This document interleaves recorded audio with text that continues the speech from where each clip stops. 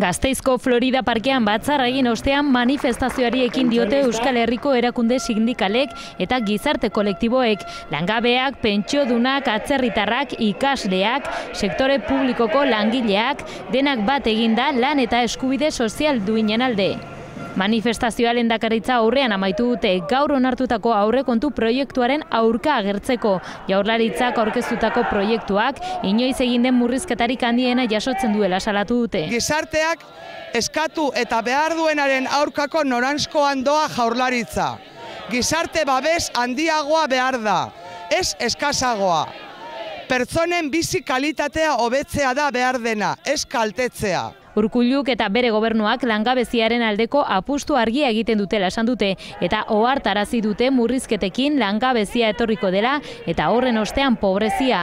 Horregatik enplegu sortzeari eta gizarte eskubideei lehentasuna emango dieten politikak exigitzen dituzte. Langabezia, pobrezia eta babesgabetasun soziala areagotu dituzten politikak aldatzea. Beste eredu ekonomiko eta sozial bat lortzeko mobilizazioak ezinbestekoak direla azpimarratu dute. Horregatik, herritarrak kalera ateratzea bultzatu nahi dituzte eta datorren larunbatean Bilbon egingo den manifestazioan parte hartzeko deia egin dute.